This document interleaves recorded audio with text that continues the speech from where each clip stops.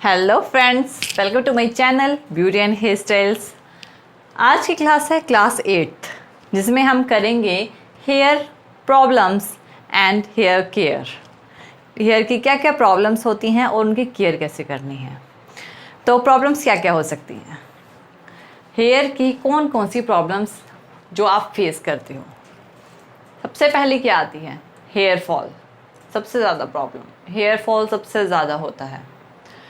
Next और क्या problem आती है, ड्राइनेस, डैंड्रफ और भी ज़्यादा बहुत सारी स्प्लिट हेड्स, इस तरह की प्रॉब्लम्स आती हैं। तो ये जो है हमारे हेयर्स की प्रॉब्लम होती हैं, जो कॉमन प्रॉब्लम्स हैं। और आप किसी भी लेडी से पूछ सकते हैं कि आपको क्या हेयर से रिलेटेड प्रॉब्लम है, तो ऑलमोस्ट आपको मैक्सिमम टाइम रिप्लाई में मिलेगा यार आजकल बाल बहुत झड़ रहे हैं। ज़्यादातर यही कहते हैं कि आजकल बाल बहुत झड़ रहे हैं, क्या करें। तो हेयर केयर बहुत ज़रूरी है। हेयर की प्रॉब्लम्स बहुत सारी होती हैं और उन्हें दूर कैसे किया जाए। तो आज मैं यही क्लास 8 लेके आई हूँ, हेयर केयर की। तो हेयर प्रॉब्लम्स को कैसे दूर किया जाए, तो चलिए स्टार्ट करें। देखिए, सबसे पहली प्रॉब्लम जो होती है हम नॉर्मली लेडीज़ में, वो होती है हेयर फॉल की। और ये लेडीज़ में क्या, आजकल जो है टीनेजर्स गर्ल्स होती है ना, उनमें भी बहुत बड़ी प्रॉब्लम है। तो इसे दूर कैसे करें। तो देखिए, हेयर की जो हेयर फॉल होता है उस प्रॉब्लम को दूर करने के लिए सबसे बड़ी चीज़ और सबसे इम्पोर्टेंट चीज़, और शायद आप सबको ये पता है कि सबसे ज़रूरी चीज़ है ऑयलिंग। ऑयलिंग सबसे इम्पोर्टेंट है। आजकल जो गर्ल्स हैं ना, वो ऑयल को अवॉइड करती हैं। क्यों? स्टिकीनेस की वजह से, थोड़ा चिपचिपाहट होती है, या उनको इस तरह की प्रॉब्लम्स जो हैं होती है कि नहीं मुझे थोड़ा अच्छा लगना है, मुझे यूनिक लुक चाहिए। तो ये जो आजकल का ग्लैमर जो होता है और जो आजकल की ये जो जनरेशन है, ये ऑयल को बहुत ज़्यादा अवॉइड करती है और बहुत ज़्यादा पीछे छोड़ चुकी है। ये जनरेशन ऑयल को काफ़ी ज़्यादा पीछे छोड़ चुकी है। और आप कभी भी देख लो, बहुत ही मैक्सिमम 1% गर्ल्स ऐसी होंगी जो ऑयल अप्लाई करती होंगी, 99% नहीं करती हैं। तो ऑयलिंग ज़रूरी है। देखिए, ऑयलिंग से क्या होता है कि आपके हेयर्स को प्रॉपर नरिशमेंट मिलती है। अगर आप कुछ नहीं करना चाहते, आप स्पा नहीं लेना चाहते, आप कुछ नहीं करना चाहते, तो आप ऑयलिंग कीजिए। डेफिनेटली आपके हेयर फॉल की प्रॉब्लम कम हो जाएगी। ऑयलिंग अगर आप ज़्यादा नहीं तो आप वीक में 2 टाइम तो हेयर वॉश करते होगे, यानी कि 4th to या 5th day, 4 to 5th day के बाद, 4 to 5 डेज़ के बाद आप अपने हेयर वॉश ज़रूर करते होगे। तो एक दिन पहले रात को ऑयलिंग करके सोएं और सुबह वॉश करें। आप देखना कि आपके हेयर्स में कितनी अच्छी शाइन आती है, कितनी अच्छी नरिशमेंट आती है और कितना अच्छा लुक आता है। ये शायद आपको नहीं पता होगा। अब सबसे बड़ी बात है कि ऑयल कौन सा यूज़ करें। ऑयल कौन सा यूज़ करना है, ये भी बहुत बड़ी प्रॉब्लम है, क्योंकि आजकल की गर्ल्स जो है ना, वो मस्टर्ड ऑयल तो बिल्कुल अवॉइड करती हैं। तो मैं सजेस्ट करूँगी मस्टर्ड ऑयल।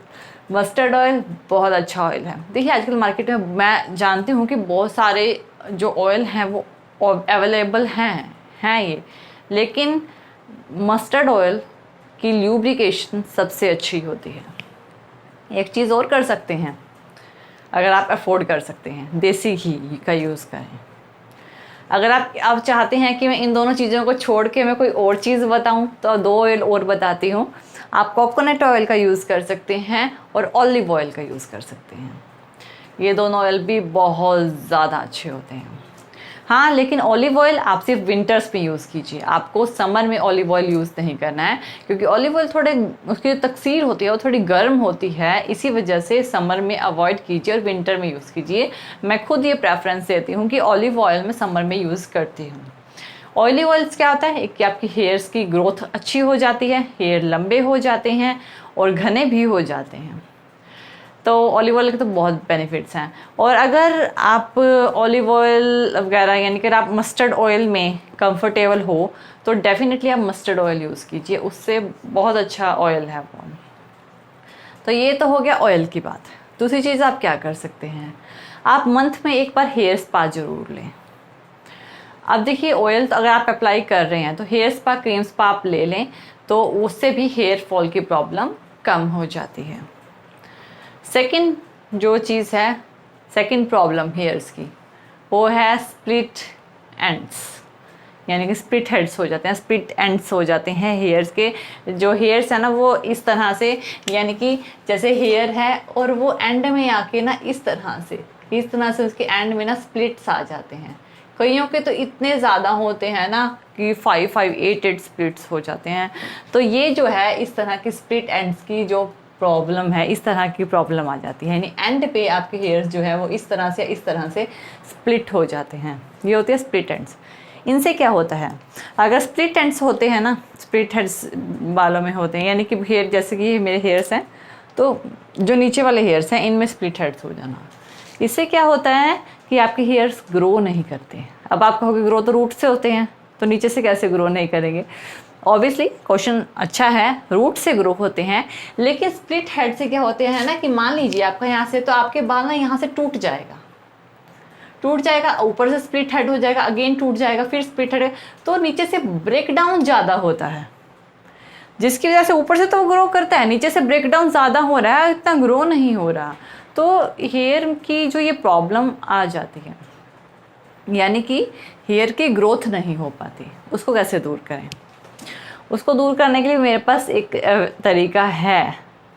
मैं ये नहीं कह रही कि आप ट्रिमिंग करा लो, ट्रिमिंग एक ऑप्शन है, लेकिन इसके अलावा भी एक और ऑप्शन है, लेकिन कोई करता नहीं है। अपने हेयर्स की एक ब्रेड बनाएं और ब्रेड बना के उसे नीचे से फोल्ड करें। अगर आप अपने, जैसे कि आप ब्रेड बनाते हैं, मान लीजिए आपने यहाँ पे ब्रेड बनाई है, इस तरह से आप ब्रेड बनाते हैं, ये नीचे के हेयर्स जो ना ऐसे ही ओपन रहते हैं। जब ये हेयर्स जो डस्ट पार्टिकल्स होते हैं, रेज होती हैं, इन पे अटैक करती हैं, तभी यहाँ से स्प्लिट हेड्स हो जाते हैं। तो इनको कह रहे हैं, इनको ना आपने पूरी ब्रेड बना के इन्हें फोल्ड कर लें। जब आप पूरी ब्रेड बना के इन्हें फोल्ड करेंगे ना तो आपके स्प्लिट हेड्स नहीं होंगे। सबसे कॉमन सा जो सॉल्यूशन है स्प्लिट हेड्स को, सबसे कॉमन सॉल्यूशन, सबसे कॉमन, इससे आपके हेयर्स पे स्प्लिट हेड्स नहीं होंगे। हाँ, आप पार्टीज़ में ओपन कीजिए, किसी फंक्शन में जा रहे हैं वहाँ ओपन कीजिए, वहाँ ओपन कर सकते हैं, 1-2 दिन में कुछ नहीं होता। स्प्लिट हेड्स 1-2 दिन में नहीं होते हैं, ये प्रोसेस काफ़ी लंबे टाइम के बाद होता है। काफ़ी लंबे टाइम तक आपके हेयर जो है वो डैमेज होते रहते हैं, अटैक होती रहती है, अटैक तो वो डैमेज हो जाता है, वो टूटने लग जाते हैं, बोन्स ब्रेक होने लग जाते हैं, ख़राब हो जाते हैं, सेल्स डेड हो जाते हैं और वो टूट जाते हैं। तो स्प्लिट हेड्स के तो यही। दूसरा, अगर आप ये करते हैं तो आपको सेकंड वे की ज़रूरत नहीं है, यानी जो मैं सेकंड तरीका बताने जा रही हूँ उसकी ज़रूरत नहीं पड़ेगी अगर आप ये करते हैं तो। अगर आप ये नहीं करते तो आपको ट्रिमिंग 1 हफ्ते में एक बार ज़रूर करवा लेनी चाहिए। अब आपको 1 हफ्ते में एक बार ट्रिमिंग, यस, क्योंकि अगर आप ट्रिमिंग नहीं कराओगे रेगुलरली, मैंने इतने डैमेज हेयर्स देखे हैं ना, मैंने इतने, यानी कि ना मैं बिलीव नहीं करोगे कि मैं बता नहीं सकती कि वो कितने डैमेज थे। ऊपर से हेल्दी हैं सारे हेयर्स, लेकिन डाउनवर्ड डायरेक्शन से सारे डैमेज। किसकी वजह से? इसी की वजह से, हर टाइम ओपन रखना, ब्रेड ना करना, फोल्ड ना करना, इस वजह से। तो ट्रिमिंग रेगुलरली 1 वीक बाद करवाते रहें और स्पा जरूर लें। स्पा से हेयर जो डैमेज यानी कि स्प्लिट हेड्स की प्रॉब्लम दूर हो जाती है। ये हमारी है सेकेंड प्रॉब्लम। नेक्स्ट, और क्या, हेयर फॉल हो गया, स्प्लिट हेड्स हो गए, और क्या प्रॉब्लम होती है हमारे हेयर्स में? डैंड्रफ की प्रॉब्लम। डैंड्रफ की प्रॉब्लम क्यों होती है? Do you know? ये होती है ड्राइनेस की वजह से। ड्राइनेस क्यों होती है? क्योंकि आप ऑयल नहीं अप्लाई करते, आपके स्कैल्प को प्रॉपर मॉइस्चर नहीं मिल पाता है, जिस वजह से ड्राइनेस होती है। तो ड्राइनेस की प्रॉब्लम को दूर करने के लिए आपने अपने हेयर्स में ऑयल अप्लाई करना है, यानी कि फर्स्ट स्टेप पे मूव कर जाएं। जो मैंने फर्स्ट प्रॉब्लम है ना उस पे मूव कर जाएं, हेयर फॉल की, सेम ड्राइनेस। और अगर आपकी स्किन में यानी स्कैल्प पे ज़्यादा डैंड्रफ है तो थोड़ा सा दही लें, दही में आप एलोवेरा डालें, एलोवेरा, नेचुरल एलोवेरा भी डाल सकते हैं, जेल एलोवेरा भी डाल सकते हैं, और थोड़ा सा ऑयल डालें। ऑयल अगेन मस्टर्ड ऑयल या ऑलिव ऑयल डालें। कोकोनट ऑयल जम जाता है, कोकोनट ऑयल मत डालना, ऑलिव ऑयल या मस्टर्ड ऑयल डालना, और उससे मसाज लें अच्छे से। 2-3 घंटे तक हेड पे रखें और शैम्पू से वॉश कर दें। इससे आपकी डैंड्रफ की प्रॉब्लम दूर हो जाएगी। नेक्स्ट एक और प्रॉब्लम है जो कि है वाइट हेयर की प्रॉब्लम। देखिए ये बहुत बड़ी प्रॉब्लम है, और आजकल तो ये टीनेजर्स में भी बहुत ज़्यादा चल रही है, बहुत ज़्यादा। छोटे छोटे बच्चों के बहुत जल्दी बाल जो हैं वो वाइट हो जाते हैं। देखिए ये इसका डायरेक्टली कनेक्शन है हमारे खुद के डाइजेशन सिस्टम से, हमारे हार्मोन्स से। जो हमारे हार्मोन्स होते हैं वो प्रॉपरली फंक्शन नहीं कर पाते, क्योंकि हमारा डाइजेस्टिव सिस्टम, हमारा जो पेट है उसमें प्रॉपर खाना डाइजेस्ट नहीं हो पाता। क्यों नहीं होता? क्योंकि हम हेल्दी फूड नहीं खाते, हम खाते ही जंक फूड है। तो जंक फूड को अवॉइड करें। एक बार हेयर्स वाइट होने लग जाए ना तो उनको रोकना और फिर से ब्लैक हेयर्स लेके आना ये पॉसिबल नहीं है। वो होने लग जाए तो होने लग जाते हैं। इसके लिए आपको अपने डाइट पे ध्यान रखना पड़ेगा, अपने बच्चों की डाइट पे ध्यान दें, उनको जंक फूड से थोड़ा दूर रखें और उनको अच्छा खाना दें। मीन्स जैसे कि जूस, फ्रूट्स, घर का खाना, चपाती, दाल, रोटी, जो भी वो पसंद करते हैं वो दें, बाहर खाने से दूर रखें। डायरेक्टली कनेक्शन है, वाइट हेयर्स का भी डायरेक्टली कनेक्शन हमारे डाइजेस्टिव सिस्टम से जुड़ा हुआ होता है, हमारे हार्मोन से जुड़ा हुआ होता है। तो इस चीज़ का भी आपको ध्यान रखना है। नेक्स्ट है डल हेयर्स। बहुत सारे पर्सन के हेयर्स जो है वो डल हो जाते हैं। सेम वही प्रॉब्लम ऑयलिंग की, ऑयलिंग नहीं हो रही, नरिशमेंट नहीं मिल पा रही। आप मुझे एक एग्जांपल मैं आपको देती हूँ। सपोज़ करें कि आपने एक दिन खाना नहीं खाया तो आपकी क्या हालत हो जाती है। आपने दूसरे दिन नहीं खाया, और ज़्यादा बुरी हालत। आई थिंक तीसरे दिन तो आप उठ ही नहीं पाओगे, ऐसा हो सकता है। और आप खाना नहीं, क्यों? क्योंकि आपके पेट को खाने की ज़रूरत है। और अगर आप खाना खाने से क्या मिलता है? एनर्जी मिलती है। एनर्जी जो आप काम करते हो, जो मैं आपको क्लास ले रही हूँ, ये एनर्जी ही तो है। मेरी एनर्जी जा रही है इसमें। मुझे खाना खा रही हूँ तभी तो मुझे में एनर्जी है, और तभी तो मैं यहाँ खड़ी हूँ, तभी मैं क्लास ले रही हूँ। अगर तो खाना खाने से हमें एनर्जी मिलती है। वो एनर्जी यानी कि जो ग्लूकोज मिलता है, हमारे खाने में जो ग्लूकोज होता है, हमारा डाइजेस्टिव सिस्टम उस ग्लूकोज को निकाल के हमारे बॉडी के पूरे पार्ट्स पे भेजता है।